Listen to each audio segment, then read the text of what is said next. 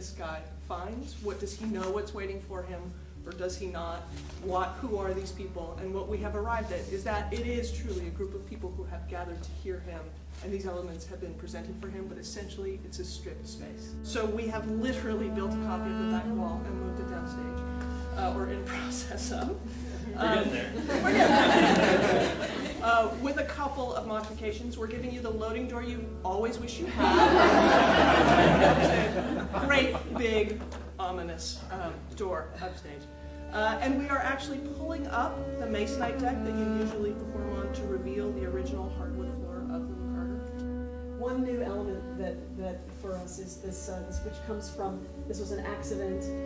Rachel was here looking at the empty space, and on that day there happened to be these, we've noticed that lighting instruments look a lot like helmets, but the day that Rachel was here, she brought back a picture of the lighting instruments all sitting like a little army, and they looked just like, to me, those terracotta soldiers that are buried in China.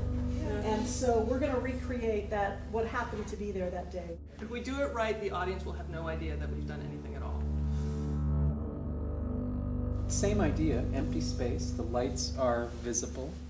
I guess no trickery. That the lighting gestures are all, I don't know how to say, obvious. Not recreating scenes, not making naturalism, but, you know, whatever that light does on stage, we use it in that way, and hopefully through that, we find a way to transform emotionally to somewhere else, that we give the audience the experience without trying to make it in a naturalistic way. All within the theater space. The live music in some way represents the forces of the gods and the muses and those magic things that are in the world. This aspect of the muse that struck me as I read the play, and the idea of what is organic in the world of this play, but also can suspend the air, can vibrate a string, and have impact and not overpower.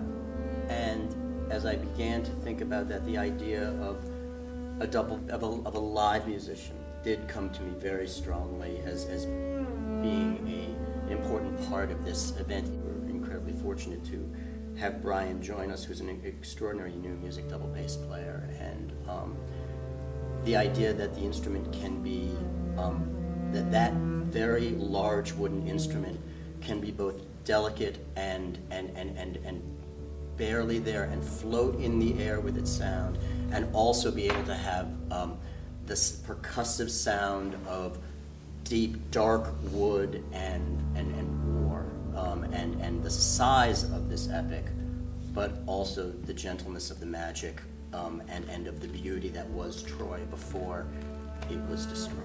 And I felt very strongly that the pairing of that in this production was something very, very important.